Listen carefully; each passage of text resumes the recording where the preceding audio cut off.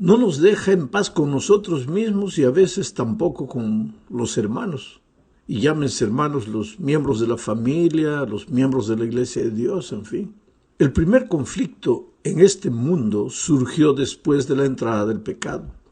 Adán y Eva, que habían sido una pareja que siempre había vivido en armonía y paz después del pecado, ellos empezaron a discutir y a acusarse uno al otro cuando Dios los confrontó con su pecado. A partir de allí, los conflictos siempre han formado parte de la realidad humana. Hubo conflictos en la época de los patriarcas, de los jueces, de los reyes.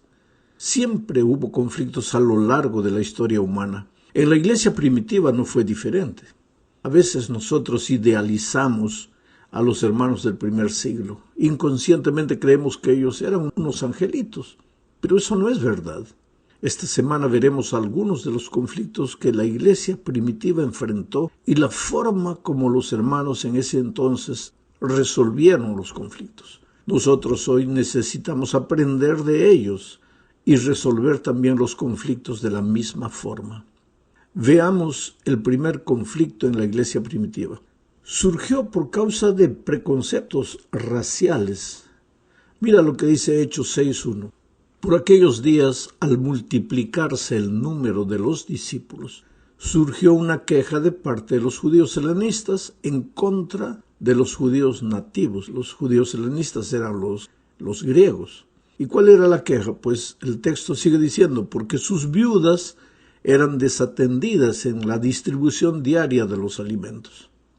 De acuerdo con este texto, uno de los primeros conflictos que surgió en la iglesia primitiva surgió al multiplicarse los discípulos. Claro, es fácil conservar la unidad cuando somos pocos.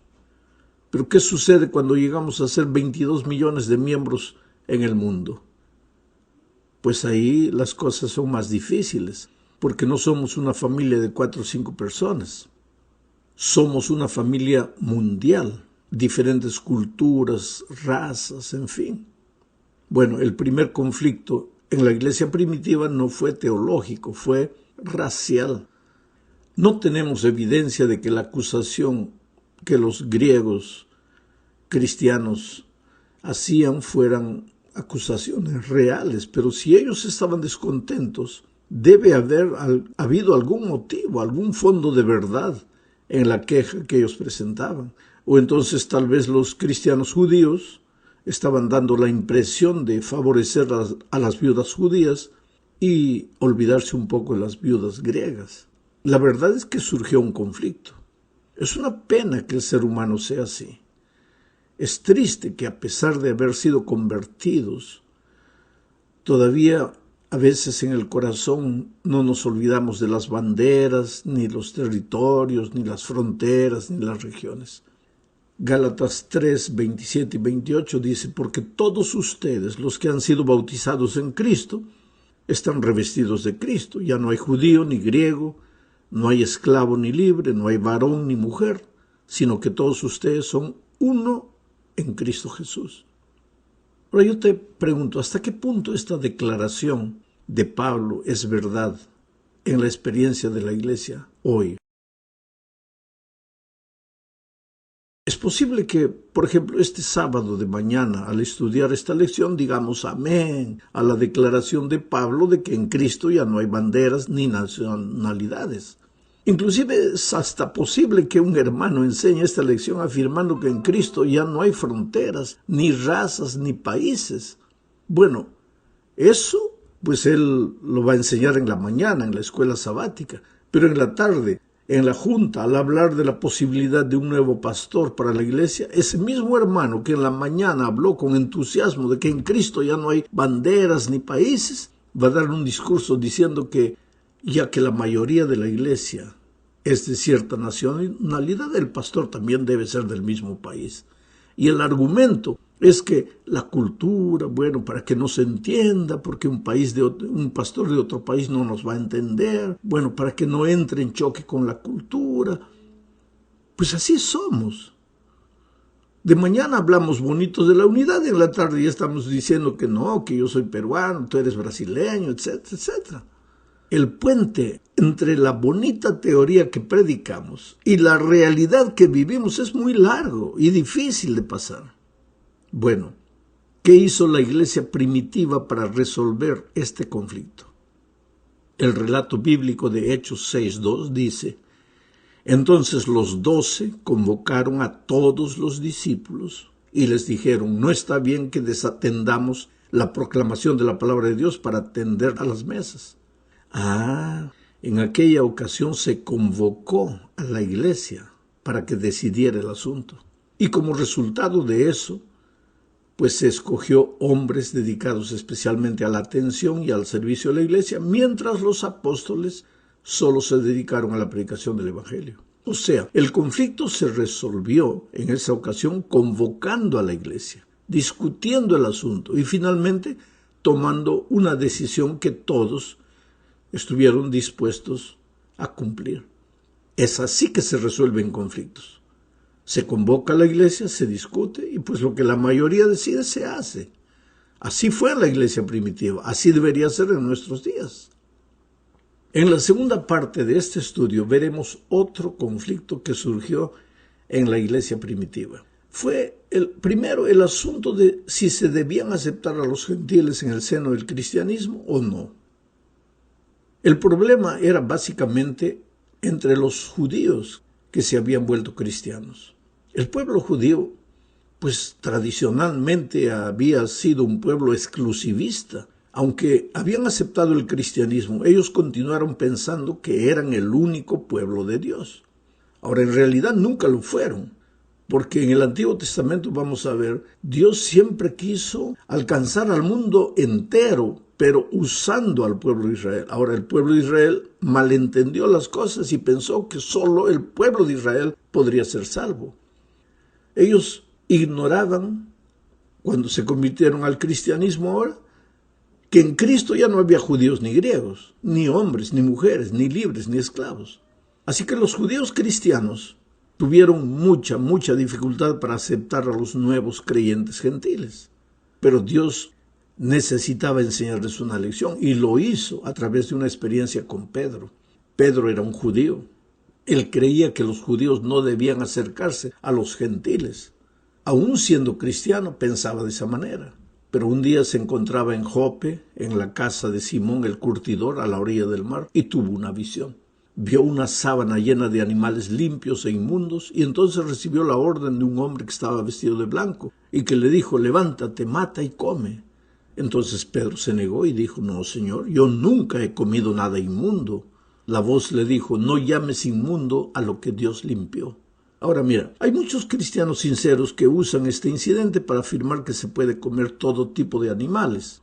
Pero la visión no le fue dada a Pedro por causa de los alimentos, sino para derribar un preconcepto, el preconcepto que los judíos tenían contra los gentiles. Eso lo vemos más claro al día siguiente de la visión, cuando Pedro fue llamado por Cornelio a Cesarea.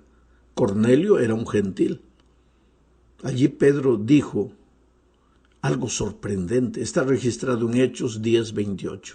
Entonces les dijo: como ustedes saben, para un judío es muy repugnante juntarse o acercarse a un extranjero, pero Dios me ha hecho ver que no puedo llamar a nadie gente común o impura. La visión de los animales limpios no era refiriéndose a comida, era refiriéndose a personas. Dios estaba tratando de derribar la barrera del exclusivismo y queriendo enseñarle a Pedro que tenía que aceptar a los gentiles que se convertían al cristianismo. ¿Te das cuenta que el judío Pedro empezó a darse cuenta de que ahora el cristianismo no es solo para los judíos, sino para todos? Ahí cuando fue a Cesarea y oyó a Cornelio, y Cornelio le dijo también que había tenido una visión y que por eso lo mandó llamar. Entonces Pedro declara en Hechos 10:34 al 36 lo siguiente: entonces Pedro empezó a hablar y dijo: en verdad comprendo ahora que Dios no hace acepción de personas, sino que a Él le agrada todo aquel que le teme y hace justicia, sea de la nación que sea. Dios envió un mensaje a los hijos de Israel y en él les anunciaba las buenas noticias de la paz por medio de Jesucristo, que es el Señor de todos. Interesante, solo que este incidente muestra solo la raíz del verdadero problema teológico que se estaba levantando en la iglesia primitiva. Vamos ahora a la tercera parte de este estudio. Los informes de lo que sucedió en Cesarea con Cornelio no demoraron en llegar a los dirigentes de la iglesia en Jerusalén, y estos pidieron inmediatamente que Pedro viajara a Jerusalén para explicar lo que pasó. A los dirigentes allá en la iglesia de Jerusalén no les gustó lo que Pedro había hecho, porque según la interpretación de los dirigentes, a un judío fiel no se le permitía comer con los gentiles. Ahora, no existía un solo versículo en la Biblia con relación a esta posición. ¿Te acuerdas que a Jesús también lo acusaron de sentarse a comer con los gentiles, con los publicanos? Pero seguramente, como en todos los tiempos, algunos hermanos, sinceros yo diría, intentaban tomar un texto y hacerle decir lo que ellos querían. Pero no había un así dice el Señor. Y eso me deja triste a mí, porque agarramos la Biblia y queremos probar algo que la Biblia no dice. Y comenzamos a hacer deducciones lógicas, a hacer conclusiones personales. Pero muéstrame dentro del contexto lo que Dios dice para decir que sí o no. Pero pues los dirigentes judíos en ese momento en Jerusalén querían hasta disciplinar al pobre Pedro porque se juntó a comer con Cornelio. Sin embargo, Pedro les explicó y les dijo que la mayor prueba de que él había hecho lo correcto era que Cornelio y los que estaban con él habían recibido el Espíritu Santo después de su bautismo. Y habían testigos de lo que Pedro afirmaba, de modo que los líderes pues tuvieron que aceptar. Después de esto, la obra empezó a expandirse por muchos países que no eran judíos, no eran de Israel, no eran regiones de Israel, y muchos gentiles pues aceptaron el Evangelio. Mira lo que dice Hechos 11, 19 al 22. Mientras tanto, los que habían sido dispersados por la persecución que se desató por causa de Esteban llegaron hasta Fenicia, Chipre y Antioquía, y hablaban de las buenas noticias solamente a los judíos. Pero había allí unos varones de Chipre y de Cirene que al entrar en Antioquía habían hablado también a los griegos acerca de las buenas noticias del Señor Jesús. Y con la ayuda del Señor, un gran número de personas creyó y se convirtió al Señor. Como esto llegó a los oídos de la iglesia en Jerusalén, enviaron a Bernabé hasta Antioquía. ¡Ah, qué interesante! Como esto llegó a los oídos de la iglesia en Jerusalén, enviaron a Bernabé hasta Antioquía. Quiere decir, el crecimiento de la obra entre los gentiles, en lugar de alegrar a los hermanos en Jerusalén, los preocupó y enviaron a Bernabé a ver qué es lo que estaba pasando en Antioquía. Todo esto empezó a crear un terrible conflicto. Sin duda, el más grande conflicto de la iglesia primitiva. Vamos a la cuarta parte. Aquí veremos justamente cuál era este conflicto y cómo fue resuelto el asunto, o si realmente fue resuelto. Hablemos del Concilio de Jerusalén. Fue convocado justamente por causa de la dificultad en tratar el asunto de la conversión de los gentiles. Algunos, entre ellos Pablo, Pedro y también Bernabé, creían que los gentiles debían ser aceptados en el seno del cristianismo solamente con el bautismo. Pero otros hermanos que se autodenominaban conservadores, entre comillas, y que creían que estaba entrando el mundo a la iglesia, ellos pensaban que se les debía exigir a los nuevos conversos gentiles que se circuncidaran. Entonces se levantó la pregunta, ¿sí o no? Sí significaba, dejemos que los gentiles solo se bauticen para ser cristianos. No significaba, exijamos que los gentiles, además de bautizarse, sean circuncidados. Y para elucidar este problema, se convocó a la iglesia y sus líderes a Jerusalén. Todos viajaron a Jerusalén. Aquel fue, por así decirlo, la primera asamblea mundial de la iglesia, con representantes de todos los lugares donde había una iglesia. Inclusive los hermanos de Antioquía habían enviado sus representantes. Todos confiaban que Dios dirigiría la reunión en Jerusalén y se llegaría a una decisión sabia. Y sabes, no fue fácil llegar a una decisión. Como en toda reunión de esta naturaleza, pues los delegados hablan y cada uno dice su opinión, pero finalmente se hace lo que decide la mayoría y la minoría pasa a apoyar lo que la mayoría decide. Debería ser así. Es así que se trabaja en la iglesia de Dios. Pero a veces no sucede eso. Por lo menos en los tiempos de la iglesia primitiva no sucedió eso, porque la iglesia, la mayoría reunida en Jerusalén, los delegados, decidieron una cosa, pero después vamos a ver que hubo un pequeño grupo que no aceptó lo que la iglesia decidió. Llegamos al fin de este estudio, hablando un poco más del concilio de Jerusalén. Allá en el concilio pues se levantaron Pedro, Pablo, Bernabé para hablar. Cada uno dio su opinión y ellos eran a favor de que se aceptara a los gentiles solo con el bautismo y nada más. Pero habían otras opiniones. La situación quedó tensa. Duró un buen tiempo hasta que finalmente...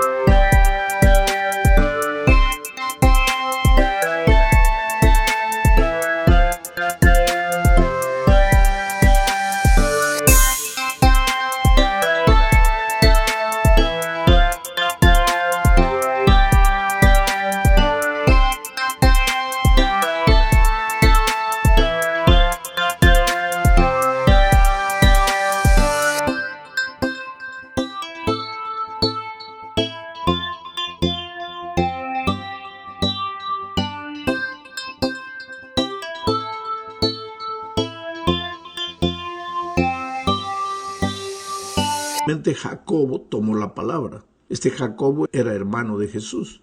Y todo da a entender que Jacobo es el que dirigía la reunión, el concilio en Jerusalén. Y Jacobo citó al profeta Amós para decir que el evangelio no era solo para los judíos, para Israel, era para todos los gentiles. Jacobo citó a Amós en el capítulo 9. Allí en ese capítulo existen alusiones a la salvación de las naciones, pero no solo en Amós. En otros profetas del Antiguo Testamento también hay declaraciones de que a través de Israel Dios quería alcanzar a todo el mundo. Sabes, desde el principio la intención de Dios era salvar al mundo a través del testimonio y de la experiencia de Israel. El propio llamado que Dios le hizo a Abraham incluía una bendición para todas las naciones a través de él y de sus descendientes. Bueno, la conducción del Espíritu Santo, el ministerio de Pedro, Bernabé y Pablo entre los gentiles y la conversión de muchos gentiles eran evidencia de que no podía dejarse este asunto así. Eran evidencias contundentes de que debería haber lugar para los gentiles dentro del cristianismo. Estos testimonios que Pedro, Pablo, Bernabé dieron ayudaron a los dirigentes cristianos de Jerusalén a darse cuenta de que muchas profecías del Antiguo Testamento se estaban cumpliendo en ese entonces y tomaron una decisión. ¿Cuál fue la decisión? Con excepción de que ellos respetasen las leyes de la alimentación, que estaba especificado en la palabra de Dios, en el Levítico, la iglesia decidió no pedirles más nada a los...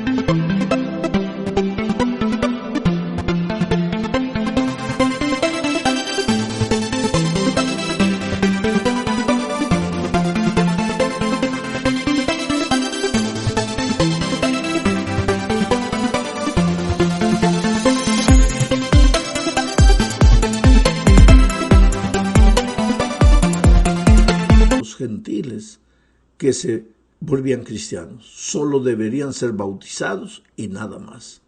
Y ahí estaba resuelto el asunto. Cuando los delegados volvieron a Antioquía y dieron la noticia, los hermanos se alegraron en Antioquía. Y todos los gentiles esparcidos por el territorio de aquel tiempo, pues se alegraron. Sin embargo, algunos pocos hermanos salieron descontentos. Y son esos hermanos que perturbaron todo el ministerio de Pablo. Fue esa la razón que llevó a Pablo a escribir la epístola a los Gálatas. Ellos perturbaron y seguramente pues opinaban y decían, no, que la iglesia cayó, que el mundo está entrando a la iglesia. Quiere decir, hermanos que en realidad no estaban convertidos, porque cuando una persona está convertida, aprende a trabajar en equipo. La iglesia de Dios es un cuerpo. Si la mayoría de los miembros decide algo, pues se hace lo que la mayoría decidió. Si nosotros aprendiéramos eso,